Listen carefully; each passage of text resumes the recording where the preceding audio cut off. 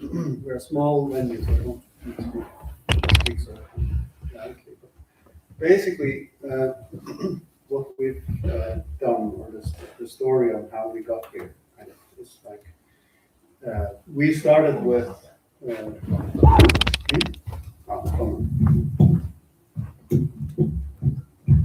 Yeah. So we started with vibe coding, kind of, or Oliver started back last year before Tonik, and we kind of joined a bit later on, where we found out that it's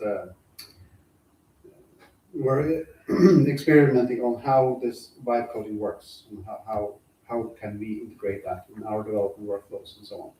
And we found that there was a missing piece because we were all like sharing files and having to rename and there was a lot of prep work before every project. It was very fast that we got like misaligned. That was a quick process because AI does produce a lot of code quite fast, and but the problem is that it's not aligned. So you have, for example, you build a checkout flow, and then you have 3 responses or 3 outputs. Even though you gave it the same prompt, you use the same AI, and you get 3 different answers. And that's the problem that we ran into, because we were all developing at the same time, different projects, but we had like a stack in mind. We had a way of working in mind, but it was difficult to get that aligned throughout the team, even though we had these markdown files that defined this is how we do things, because there were subtle differences between each developer and so on that compounded the effect. And the reason for this is that every session starts with nothing, so a blank screen. The AI does not have any context. You have to give that context to the LLM. And going through markdown files, it can be like it lands in different places. So it does not always, it's not always put in the same place in the context. And it can, depending on the model, depending on where it lands in the context window, it can be lost and so on. So, and this doesn't matter if it's like, if you start 10 conversations, there will be blank slates, all of them. So what we did, we developed a platform that you can connect your LLM to, which acts as a source for this contextual knowledge, or fills out the context window with information that's related to the problem that you're working on, with standards and all of that. So that becomes like the source for every session. So now every session starts not from scratch, but with an organizational memory that we've built up in time. And we've landed on kind of an alignment stack, so to speak. We have developed, like using Usable as the grounding layer. We have developed a system where we define a PRD. That's fairly standard, that you define the spec out when you start, because that's like where you have most control. It's easier to steer at that point. But then when you start working, it's difficult to steer the ship afterwards. So what we've done is we have a skill that basically is defined to, this is how we want this to work. This is the references in Usable that you can use. And then there are steps that says, okay, when you work a plan, check the plan for, okay, how do we do this in Usable? What's our standards? How do we work? And then that gets injected into the plan time, and then you say, okay, start. And that's when the development happens, and that's like where you just leave the AI and say, okay, go ahead, you can develop. And then afterwards, when this is done, when the feature or the software is done, we have a step that's commit and learn. So we let the LLM commit to our GitHub, we let it create pull requests and so on, but it also learns or commits to Usable what it has learned, what it has developed, the roads where it hit snags and went a different path. All of that is captured into usable, and then the next iteration of that, where you enter plan mode, you enhance, you get that information there as well. So if someone on the team is developing something and they hit a snag and they fix it, then all the other developers have access to that same information right away. So it becomes that this is in one sweep. So you can kind of have the like the single prompt and get an aligned result from this if you follow this workflow. So that's what we've been trying to do. And if I show, for example, I have a few, there we go. So these two here, if I go back to the, here. So we have two different plans, and these are standard plans created by, in this case, it was Claude, Code, that could be Codex or some other agent. And this is a standard plan. I said, scaffold this project for me. And it went through and did the bog standard stack that most people are using and assumed all the standard things. But we don't develop like that. We have different ways of structuring our work. So this is a plan that's been enhanced by Usable.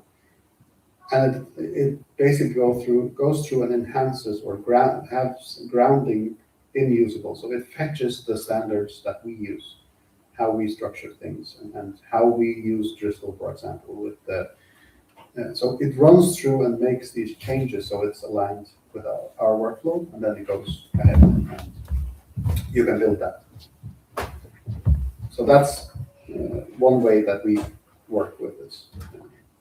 Just go back to the station.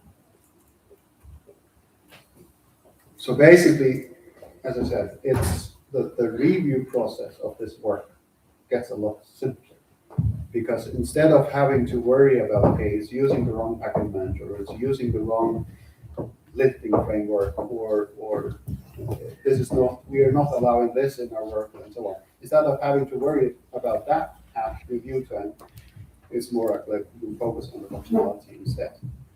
So that review process is, instead of having it take an hour, it takes just a few minutes instead. And what is the acronym LGTM? Looks good to me. So that's in the old world. That's what you typically wrote when you had did the pull request review, and you didn't actually do the review. You just said, looks good to me. Go ahead. Yes. So you spend a bit more on plan time, but you have a grounding layer that helps you do that, and not at review time, which was the case before we did it. There was a lot of review on the code, so we became the bottleneck. Instead of having the AI move fast, we could not follow along. So this allows us to follow along. And basically, this is a compounding loop, because when we do this, the more information we add, the more things we work on, the more things get added to the knowledge base, and the more things we can do from this. And this also goes into development, what happens after the code has been pulled into production. Because when we get, like if we get a bug or something, we have the LLM go through a investigation loop where it goes in, checks things out, it documents that investigation, root causes and all that back into Usable, because it has the knowledge of how and why this was developed this way. And then you can compound on that and say, okay, then this was the cause for the bug, which is then fixed here, and then all of that gets added back in. So the next time a developer works on something, it has that information as well. So, and it's simple to connect. It's like you sign up, you connect, you start to capture, you can install skills through Usable if you need to create these custom workflows. You can install them manually if you want to. And then you basically watch it compound. So you just start from scratch, and you just interact with the LLM like you normally do, just have it write it back into the knowledge graph or the knowledge base as you work. So that's how you get the compounding work. So you don't have to do like this large prep work before you go before you start. So that's basically what usable.that is.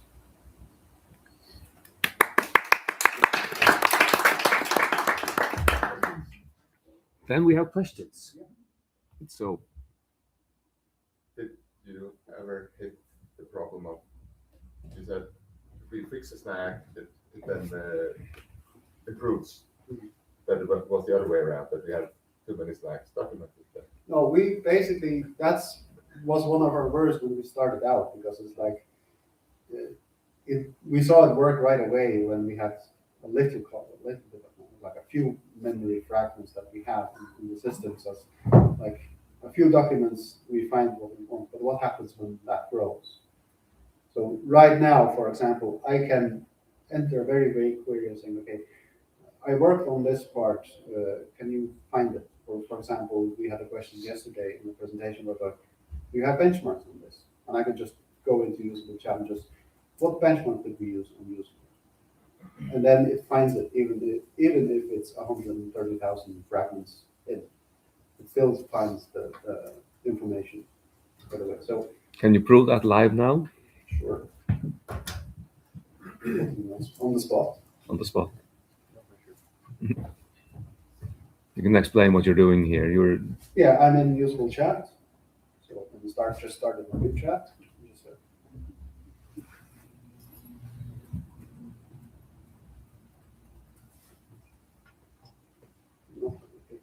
Slow model. Fast, small model, basically. So what benchmarks did we use on usable? Yes. And it will go through and see what workspaces I have available, and then it will find the information.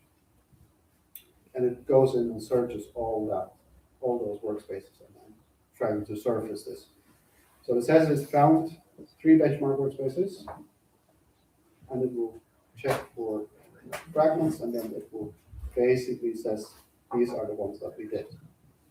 So Craig, Beard, and Longman, Eva. So those are the benchmarks that we actually use for using. And then it will go in and basically try to find more information to give me a better answer, where it most likely will go through and get the performance and evaluation of that to show that to me as well. So this is just our what's it called? This was our demo app, basically, showing that this works. And then it kind of evolved from there to be the driver of most of these things. So it will basically says, okay, these are the benchmarks that we use. These are the workspaces that contain those benchmarks, the documents and all of that. And the same goes with PRD, for example. I did, just beforehand, I said, okay, we have a custom graph layer functionality that we want to implement. Where is that? And then it surfaces that information for me. So I can. Could you show that fragment there? Yeah. Yes, open it up. And this is like the information inside that fragment that details it. So there's a lot of text in these fragments, but you can find very specific things from these. Is that text all AI generated? Yes. In collaboration with me. So it's basically the PRDs become a conversation, basically. So for example, here I have working on data storage, basically, for having a self-contained leaf node, basically, for usable. So this was a conversation that turned into another PRD. So we can take this and then go add that through our workflow and then build on that. And again, this will pull in information and ground itself based on all our fragments that we've done. Can you elaborate a bit on how that conversation works? Do you start very vaguely, or do you start?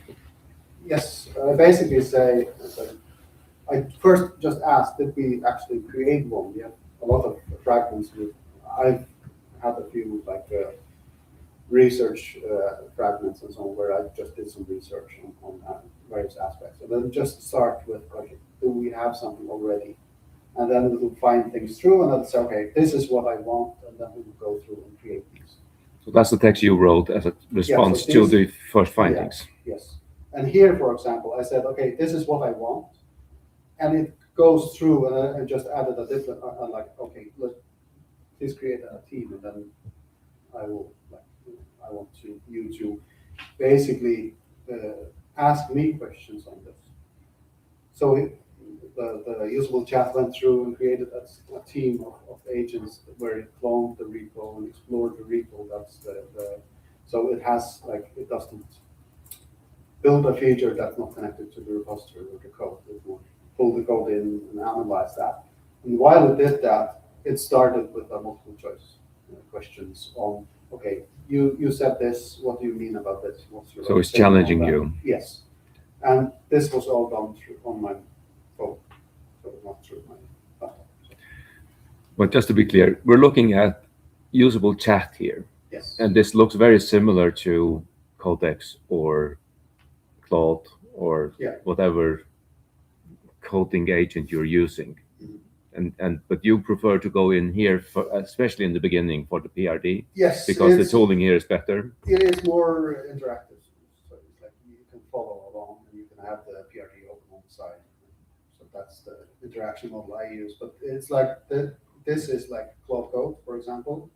Here I just asked it to pull that PRD and create a plan around that. So it created a plan, and this is like how the plans look, for example.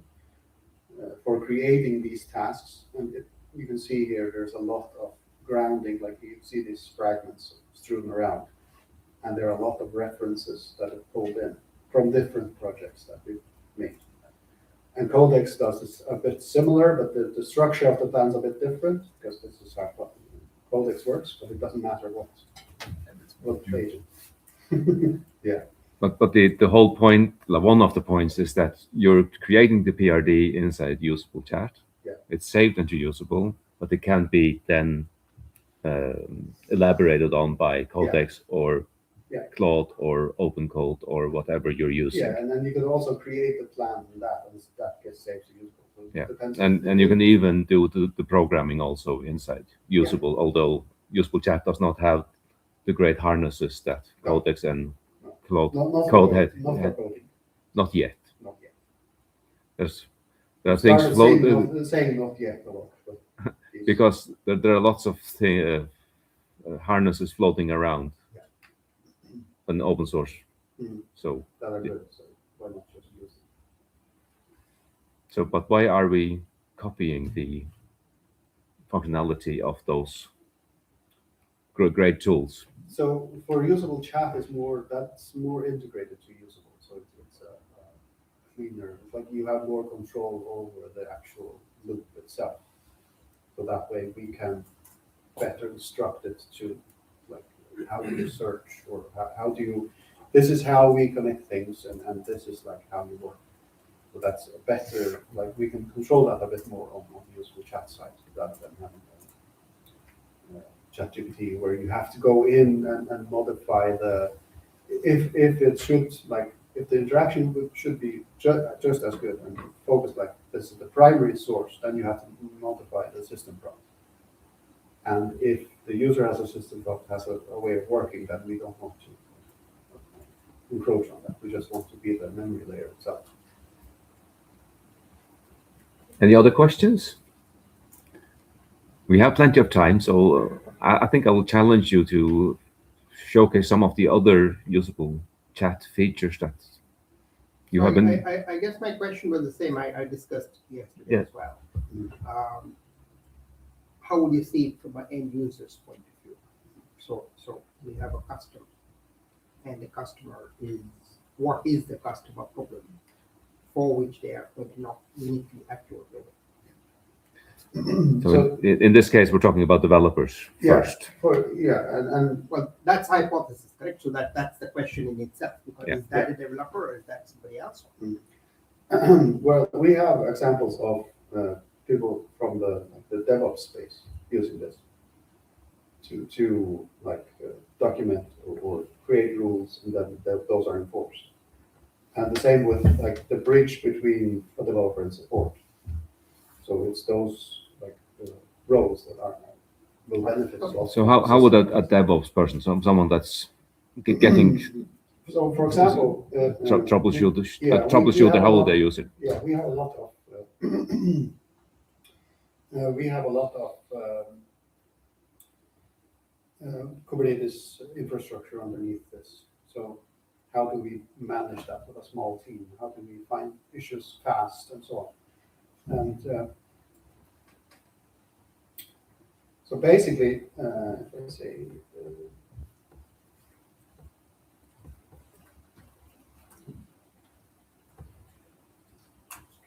so basically we have this aspect of, we can go in and just start an investigation, and it has a skill that's like, this is how you work with it.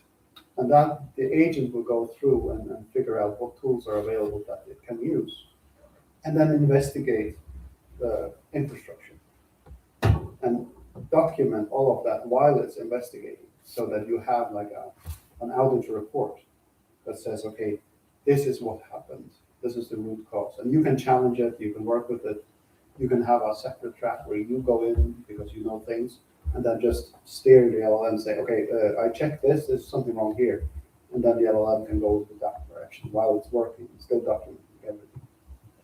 Yeah. I mean, elaborating on what Ajit asked, but basically, if I understand it correctly, and of course I'm practically, but I think what we're getting most out of is that it's shared between team, that you have the compounding effect where you share knowledge across the team. Yeah. So also I experienced it myself when I started. That okay, Julius, I was gonna take over an assignment that Julius had, but he was gonna on leave. So I actually didn't have him available. So I could actually just ask Usable and say, okay, what was the status of this project? Where are we at? Okay, this is the status. Okay, I had a meeting with the customer and it's changed a bit in regards to that and then that. Okay, good. I accept it. And then I could actually continue the project very quickly in a stack that I also didn't know. I'll ask another devil's advocate question here. Mainly because I've been also addressing the same problem as I was talking to Oliver as well. Is that what prevents the likes of Claude or Codex or Copilot to also do something similar? Mostly it's the ecosystem thing. It's like when Claude is not going to create a memory that works with ChatGPT. But why would I want to do that? I know. We had this discussion as well. That it's because I'm using Codex and he's using Claude. I know. but that's not a common use case, correct? I mean, many people that are like going back and forth and using both. Yeah. Oh, the reason why people do that is because they run out of credits. Yeah. That's a different. But there is a reason. But they are doing it. We all know that. But I'm just again, like, because I've had the same questions yesterday, historically as well. Yeah. And it's not an easy answer in many cases. No, it's especially nowadays. It's fast to develop things and so on. But it's like this is LLM-agnostic, so it works on open source. It works on anything. So if for example you have a use case where it's like, okay, we've used OpenAI for a while. We're going to renew the contract, but we don't like it. It's getting too expensive. We are getting a better deal at Anthropic right now. This means if we have this, then you can basically switch without using all that institutional knowledge at all. Yeah, that is the good news. Yes. That I think is the valid use case. I think people are going to always struggle with that. Yeah. Yep.